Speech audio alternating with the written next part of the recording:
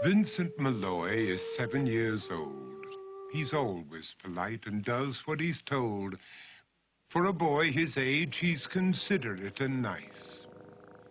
But he wants to be just like Vincent Price.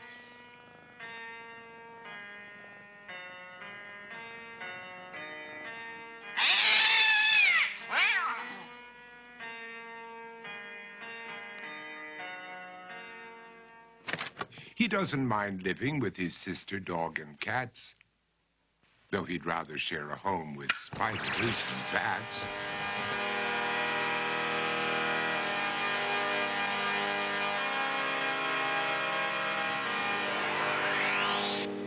There he could reflect on the horrors he's invented.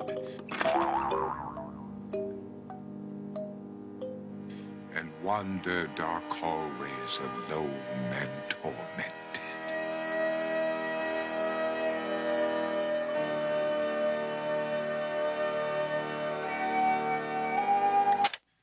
Vincent is nice when his aunt comes to see him, but imagines dipping her in wax for his wax museum.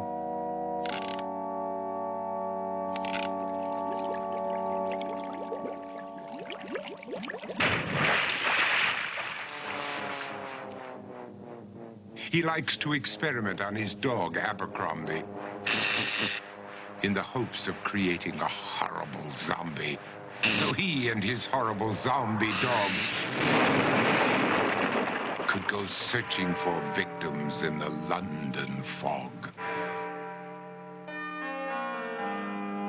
His thoughts, though, aren't only of ghoulish crime. He likes to paint and read to pass some of the time.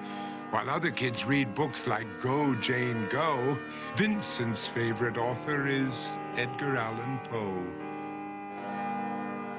One night, while reading a gruesome tale, he read a passage that made him turn pale. Such horrible news he could not survive, for his beautiful wife had been buried alive.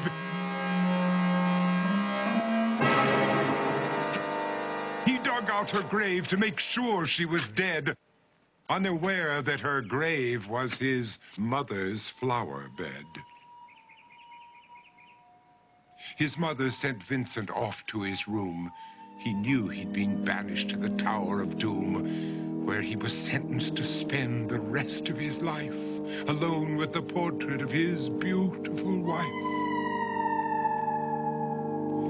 While alone and insane, encased in his tomb, Vincent's mother burst suddenly into the room. She said, "If you want to, you can go out and play. It's sunny outside and a beautiful day."